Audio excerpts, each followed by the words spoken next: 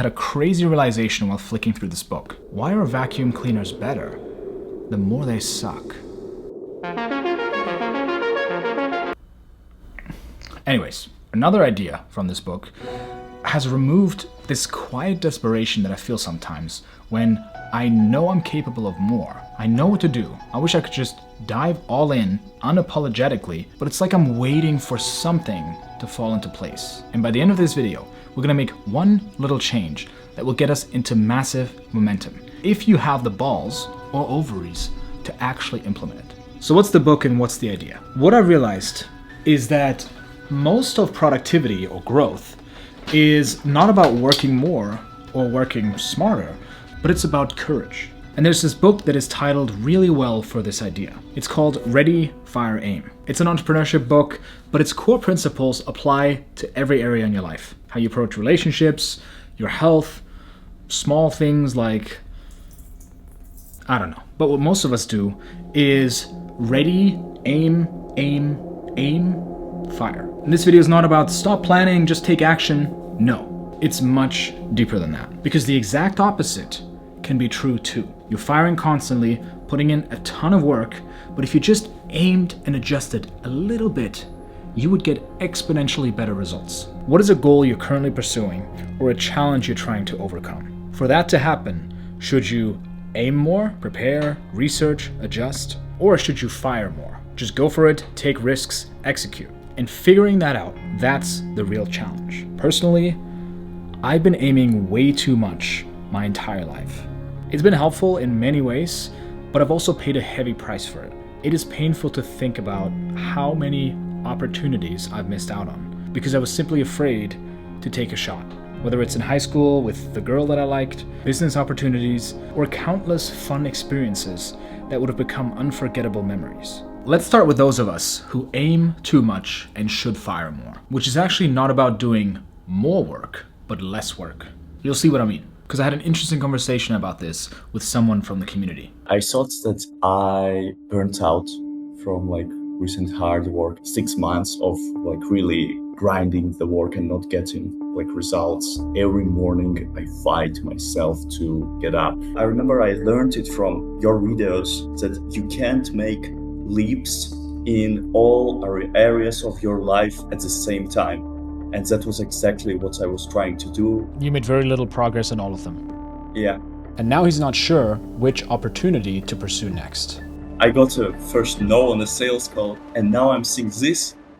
Is it a shiny object? One of the patterns that I see in a lot of people, especially when they're starting out, but even people who are advanced, I know there's a bunch of established entrepreneurs on this call who already made multiple 7 figures and stuff like that. A pattern that I see is that we get burnt out by overthinking. We want to figure out, is this really the right thing? Is that really, should I go this way? Should I go that way? Or where would my life end up? And that all feels like work, right? I'm making progress towards the thing, but you didn't actually move the needle forward that much. It's like you have a target, but instead of just firing straight at it, we do all this work aiming, but we only fired one arrow. And I think most of us fall into this bucket. And I'm very guilty of this, especially in the past. This is the one thing that I want to crack. It's just how do I just move? Move. Just make the decision.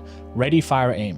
When you're having a bow and an arrow, when you're aiming, you have to hold the arrow this whole time. And you just hold this tension. The firing is actually just boo, when you actually go and reach out to the client. You actually execute the plan. I actually go and make a video and publish it. And then you can aim again, right? That actually takes way less energy when you just fire and you just adjust your aim after you fired. But this overthinking, this should I do this? Should I do that? Let me plan more? Let me do some more research. All that gives you zero progress and all the work, all the emotional cost, all the sacrifice, all the investment. At the end of the day, you're like, man, I'm exhausted. I shot 3 arrows. What did you do all this time? You worked 12 hours. Well, I was aiming and I was holding it the whole time. Meanwhile, there's somebody out there who shot 1,000 arrows in the same amount of time. And they're like, whew, my shoulder, man, I'm exhausted, but I hit the target a few times. I think I've got my first client. What is landing for you? Oh my God, this is so clear. I aim too much in a lot of areas of my life, except I think gym. What does firing mean in your case? Shoots, all these package offers to all the people I can sell to. How many customers do you want to reach out to by the next call? Let's make it 15 but with the hurdle that I need to get to the director, which makes it harder. How about you do it tomorrow? Oh, that's a twist. I accept this challenge, yes. And you're doing cold calls? Yeah. Whoever's listening to this right now, whether you're live on the call or you're seeing the recording, you have one of these too. One of these things where you go, I think I could reach out to 15 people in the next week. And actually, no, you can do double that in a fraction of the time. And by the way, this is not to say work twice as much. I believe you can work just as much as you do right now, but makes way more progress. I'm not working more now than when I didn't upload as often. I just make decisions really quickly. Should the story flow this way or that way? This way. Done. How much time am I wasting over aiming when I should just be firing? However, aiming is crucial, and you may need more of it. Because there's a whole different group of people in the firing bucket who fire left and right with no aim, and they get the wrong person pregnant. Yeah, preach. I've seen plenty of people who hit the gym 4 times a week for years and still look like they maybe work out when you squint your eyes just enough. Or they work tirelessly in their business, but in the wrong direction. Or that one friend who keeps jumping into the next toxic relationship, never reflecting, am I responsible? If all they did was just aim a little bit, be a bit more intentional, reflect, and adjust, their results would skyrocket. And they would think, I wasted years doing this wrong. Now this is where it gets interesting and a bit tricky, because oftentimes we think we're firing, doing the real action we believe is required, but we're really just aiming. And it's very sneaky. There's of course the obvious examples. If you want to transform your body, aiming would just be finding a trainer, researching a program, setting up a diet. And firing is just go to the gym, pick up heavy objects. It's so much easier to see it in someone else, but with ourselves, our mind tricks us. Because I've been noticing it in myself so much, and I would bet my third pinky on it that it's the same thing for you, even if you may not think it is right now. And this recently came up in the community as well. I don't like the way I approach the business. So you're a filmmaker, you shoot video. It's more for money than for pleasure. I don't like to be paid for helping people. So it's something that in the transaction, it's like it pollutes the intention. My past self can relate to that, but since then I've paid a very heavy price for that. I'm curious, where do you think that comes from for you? Like, is that showing up in other areas of your life where you have a tough time receiving and you're always the one who's giving? But Yeah. I think the reason why the pattern developed for me is because I'm the youngest sibling. It can quickly feel like you're a burden, right? You speak up, you say something, and they just roll their eyes. The siblings, or they're just like, oh, he's so annoying. And to be fair, I was super annoying as a kid. There's always this sense for me that I have to look after myself, and I don't want to get on anyone's nerves. I don't want to be a burden. And when they ask about me, I try to escape. Another thing that I used to have was, if people do something for me, then they may use it against me later on. Right? They use guilt, or they're just like, I did this thing for you, now you owe me, And so I always wanted to have the higher ground by giving so much and not asking for anything. How does that show up in your business? I kind of have to push myself doing quotes for people because like, what price point do we charge it? Are you like 1,500 to 2,000? A friend of mine years ago, for one video he was charging 10K flat fee. I'm not sure how good you are compared to him at the time. Are there clients who could pay you 10 times as much in Italy? Yeah, I think that I'm not proposing to them. Why not? Because I'm stupid. No, but this is it. You want the honest answer or the...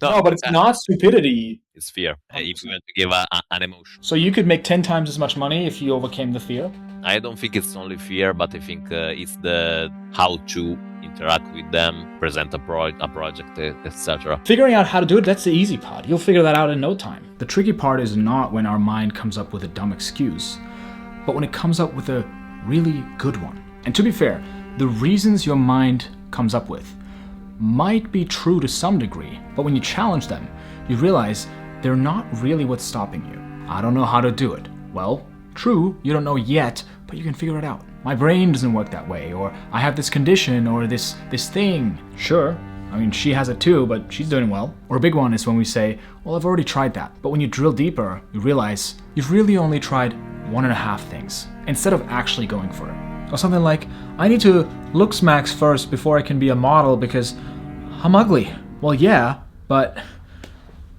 yeah. Maybe there's a company that wants to do before and after pictures for their product and you can be the before model. I don't know. You're a model now. Now, what is that for you? With your goal or the challenge that you're trying to overcome, what is a really good reason you have found to aim just a little bit more before you can take a shot? Now here's the thing. If you want to lock in for the next few months or break through a challenge, we're hosting a free kickoff call on June 6th to start our 8-week goal sprint. It's going to be really fun, a little intense. You can just get a free trial, attend, and then cancel right after the call. I don't care. You can just do the goal sprint by yourself or with your friends. So come join us. I'll put a link below. So how do we know whether we should be aiming more or firing more? Or our mind is just tricking us and we should just go for it and fire? And this framework explains it really well, which is by Dan Sullivan, this smart person, entrepreneur guy person. It's called the 4 C's because there's 4 words with starting with C. Anytime a real breakthrough happens, it's because we go through this cycle. We start with confidence so that we can commit and then have the courage to build new capabilities. Is what you would think if you're an idiot. But you didn't believe that, right? You're smart. And this is why we get stuck. We think it should start with confidence, but confidence is actually the last one. Because we think we first need confidence so that I can commit. Am I able to deliver that? Okay, because if I Great, you'll charge figure it out. 5K instead of 2. But you can always give them the money back. I think this is also a fear thing. You gotta put your ass on the line. I was very afraid of launching this community. I launched communities before, but they were free because I didn't want to have the burden of now I gotta deliver on something. My ass is on the line now. To be fair, there are people who overpromise and underdeliver, but are you one of those people? People like you and I who are worried about being a burden, it's even better when we charge them more. We have this fear of not delivering and we'll over-deliver. We think I just need confidence first so that I can commit, but that's not true. And Dan Sullivan's point is that you actually start with commitment when you aren't confident. So where do you want to go from here? Try, search for high-pay clients and develop an offer in order to propose to them. I can try, at least. I don't know what that means. I know what it means to pitch a client and propose to someone, but I don't know what it looks like to try. No, I mean, to try to select maybe a project, a brand or something. Select a project or try to select a project? Which one is it? No, select the project. Because here's the thing, the trying, leave that. Mainly because at the moment I don't really have a clear idea in mind, so that's why I say that. You won't have a clear idea. Good news. Yeah. Like, what's the minimum you're gonna charge? That's too far in the future. No. You decide first and then you make it happen. That's how this works. Yeah. Once you commit, it creates the opportunity to show courage. Because commitment makes you face your fears, and courage can only exist when there is fear. Because we easily mistake confidence for courage. We think when someone's not afraid, they're courageous. It's the opposite. Courage actually feels exactly like fear. It's just a different set of actions that you take. This is not courage. It's just confidence. But on the other hand, this is what courage actually looks like. When you're terrified, you don't have it all together. You have no idea what you're doing, but you still do it. How much is it gonna be? 5K for a 1-week project. So when are we gonna hear an update about who you reached out to, what you pitched? I can select a project in the next week and have an idea what I can propose to them. That's all just theory then. Like, it's Saturday right now. Why don't you do it by Monday? Monday evening, we have an update. You already reached out to 5 people. I can do it. Of course you can. One part of me is really not agreeing with that. Of course, but that part is not in charge right now. Do you see how we're doing this? Where we're like, it'll take me a week to select a project. That would just be more thinking, and fear increases. And then you figure things out as you go, building the capabilities. And this is when you start aiming. When you've already done the scary things so much that they no longer scare you. And then you start reflecting. What is missing here? And once you figure it out, you get results, and only then do you access confidence. But wanting confidence before you commit is putting the cart before the horse. It's beating your bush. It's putting the baby in the blender. Make sense? Because don't do that. This gives us clarity on whether we're aiming when we should be firing. Because the question is, where are you in this cycle. If you find yourself wanting to aim and prepare and adjust more, but you realize you're just looking for confidence before you commit and do the scary thing, that's your signal to fire and do the challenging thing. And you can do more aiming once the scary thing is no longer that scary. But beware, your mind will tell you, oh, I'm not avoiding anything out of fear. There's a logical, real reason here. If this goes wrong, it could hurt the relationship. Or if we had a better plan, results will turn out way better. We need systems first. It's just a fact, it's just logic. And I can tell you from experience, because this is what I did for the first 4 years of this channel, for example. I always wanted to post twice a month, but I could only post once a month with the high level production and the editing and whatnot, because I always believed my mind when it said, I need to come up with a better format first, and we need better systems, and I need to have this team in place so I can feel confident before committing. But in reality, I was spending so much time adjusting the script and editing with my team because I was afraid the video wouldn't turn out good enough otherwise. But there's a real business risk to it. Yeah, blah, blah. Yes, there is. Welcome to the world of courage. And I've noticed the same voice kicking in again. But this time I'm like, no, not again. So I just committed to filming 2 more videos this month, and I uploaded one 3 days ago. So that means I only have 3 or 4 days left to film this one. 3 or 4 days? Wait, I only have 2 days. It's now forcing me to be courageous, because it does require courage to make creative decisions fast. And that forces me to figure it out here and do some aiming and adjusting to upload more often. And the bad thing is, you can only be fully confident once you see it actually working out. How much faster would you progress? Or how much more fulfilling would your life be if you fired first by default? In your career or your personal life, going after new experiences, opportunities, relationships. If only there was a way that you could do that. Well, I found a little cheat code for myself. Up, up, down, down, left, right, VA, start! Let's get practical here. Think about your goal or the challenge you want to overcome. Maybe you want to grow your business or launch a new thing, or maybe you just want to be consistent in the gym, get up earlier, spend less time on your phone.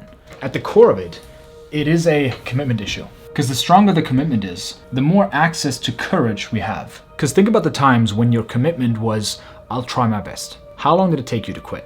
And then think about the times when you had your back against the wall. You made the most progress you've made in months. You broke through a ceiling and you made it happen no matter what. Maybe there was a tight deadline, an upcoming exam, you had $12 left in your bank account and rent was due, or your girlfriend or boyfriend just dumped you and 6 months later, you're in the best shape of your life. We're most committed when we're under pressure, when there's urgency, there are stakes or constraints, and you threw the backpack over the fence, so you were forced to climb it, and then you threw the baby in the blender too. When your commitment level is, I'll do whatever it takes, you unlock insane amounts of courage to get to the next level, no matter what. And oftentimes it's just life throwing things at you, and you get lucky. But you don't have to wait for life to put you in a horrible position to make it happen. You can choose to be challenged at any moment. Do you know that one scene in Fight Club where he points a gun at the guy and said, if you're not on the way to following your dreams in 6 weeks, I know where you live and you will die. If a mafia boss showed up at your house and told you that you have to make your goal happen, and if you didn't, he knows where you and your family live, commitment wouldn't be a problem. It would take courage not to do it. So in the moment of inspiration, when I know what I should do, but I'm too afraid or I'm not committed enough, I make a deal with the mafia. In this case, I told my girlfriend, if I don't finish filming another video by the end of this month, I'll give you $10,000. And I do this so often because every time I do it, the moment I commit, it's done.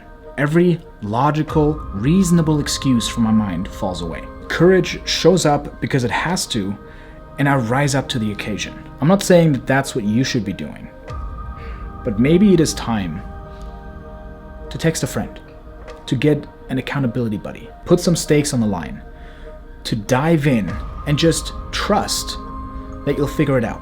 You can just do it with a friend, make a deal with your local mafia, or obviously, call to action, you can join us too. I don't care what you do, just do something. We have a Goal Sprint kickoff call coming up this Saturday, June 6th. It's free, you can cancel before the free trial ends. Either way, hope this was valuable, and I'll see you in the next one. Stay driven.